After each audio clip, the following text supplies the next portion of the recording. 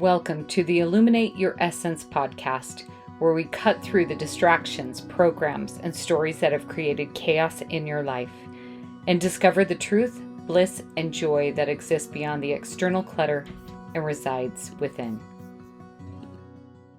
Welcome, my friends, to the Illuminate Your Essence podcast. My name is Wendy Bunnell. I'm incredibly grateful that you are here right now with me today, and I'm going to take you on a journey today. I'm going to talk to you about how did I end up here in this moment behind this microphone, speaking to you all about sacred truth that applies to all of us. So today I would love to walk you through the process of trusting the process and discovering that my life is so much better when I embrace and use my spiritual gifts, when I allow them to shine forward to do whatever they are supposed to do in order to help others. 6 months ago in February, I was looking out my back window, which frames Snow Canyon State Park. I want you to think Zion National Park, arches, that beautiful, vibrant red rock, basically my version of paradise. I love the desert. I love the red. I love the heat. And then I looked around my newly constructed home that I had lived in for a few months and recognized that everything in my new home had been on my detailed sheet that I had itemized just a year before, right down to the flooring, the gallery of windows, the view outside my back window, the furniture, the decor. And I felt this immense gratitude. I felt just this absolute love radiating through me and just feeling like I had achieved so many things on that vision board of those material things that I had on there.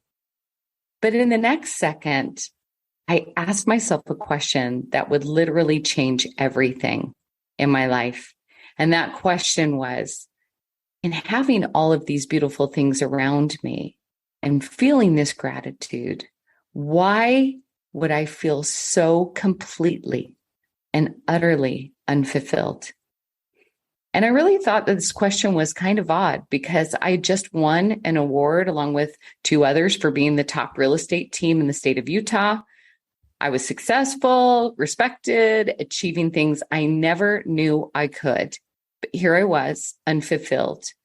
And while the material things around me really add value to my life, I know that none of those things will actually allow me to feel like I was making an impact or serving humanity in the way that my soul knew it needed in order for me to feel the satisfaction of being my true and authentic self.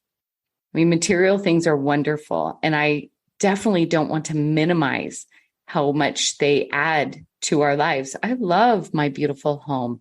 I love the car that I drive in. I love those things. But I also realize that they aren't me. They aren't my true self. They will never fill a hole if I have a hole inside of me or a void. They will never fill that void. So shortly after, asking this question, I attended this workshop in which I was encouraged to draw a card out of the deck called Awaken.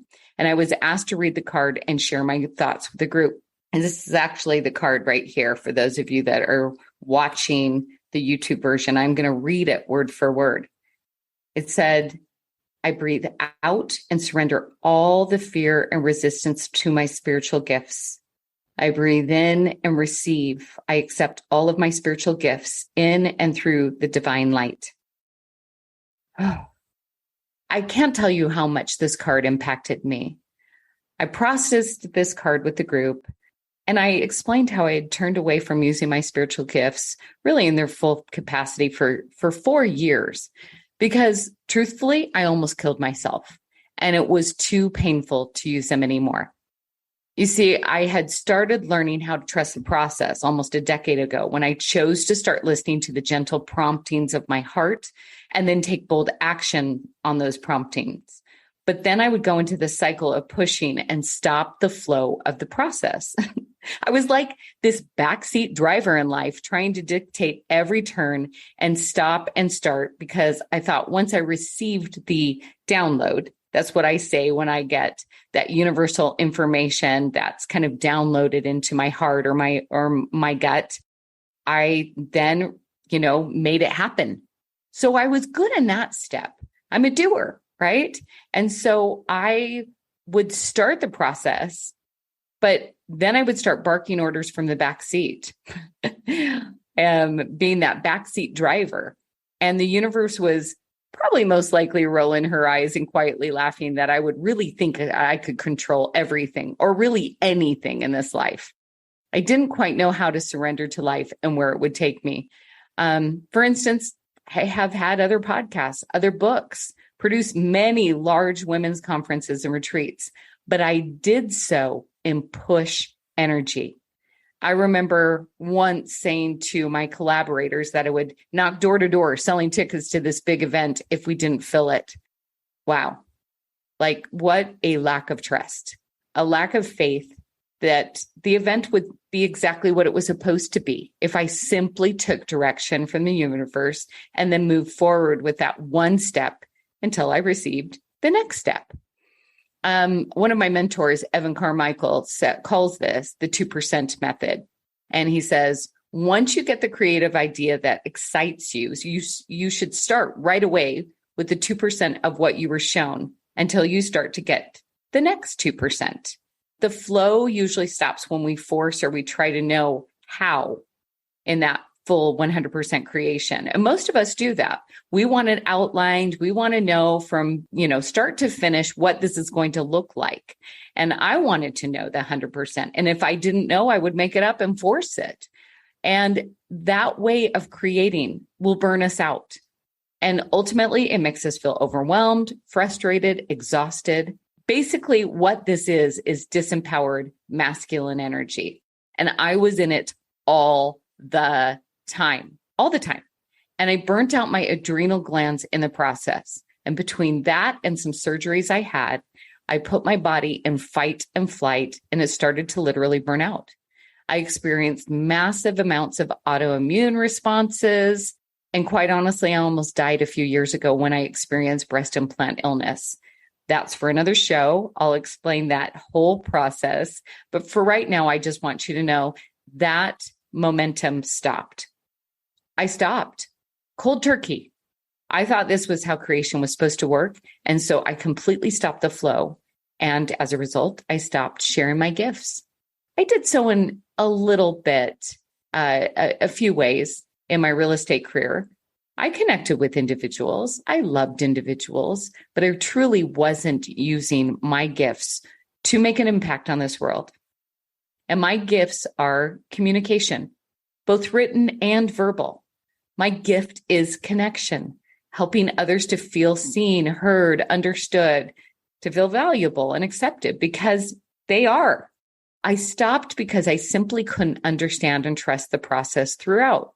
So here I was in this workshop, hearing the message and feeling like someone shook me awake once more. I felt like it said, sister, you have turned off the light because you stopped sharing that special something that you have to share with the world. And then the other question, is it possible if you aren't feeling fully satisfied with your life, that you aren't sharing what's inside of you? Just like I was experiencing. Each one of us has something absolutely unique inside of us to share, something that only we can give. Do you know what that something is? If not, I want you to think about something you do effortlessly and easily. Actually, this is the best way to consider what your spiritual gifts are.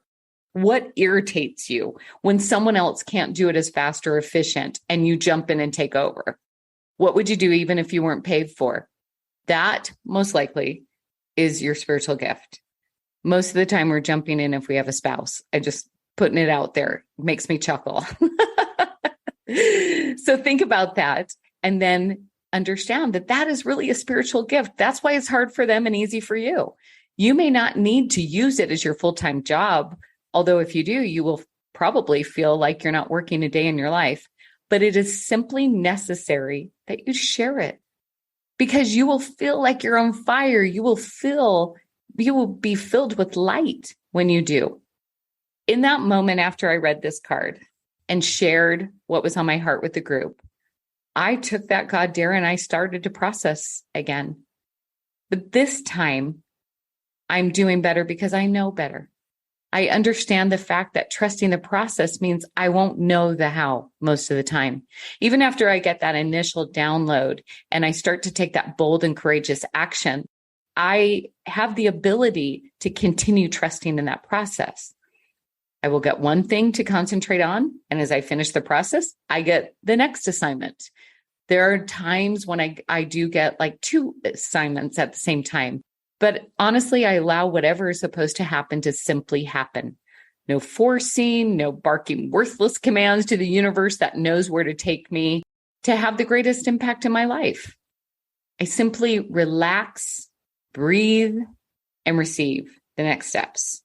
So this last 6 months, what happened was the first process I received was to start my book. This meant ultimately finding a coach that could help me. I knew how important that would be. And so I happened to find the perfect coach, Kara Polson, who also happens to be a publisher. And I started there. I started to learn how to channel my book, how to trust myself with the words that unfolded to me. And then the next activity unfolded. And I met a brilliant photographer and branding expert named Lindsay Bryant. And she was able to capture and evoke my brand and the intention I had behind this movement that I'm trying to create. And then one of the stories in my book was to be produced as a short inspirational video.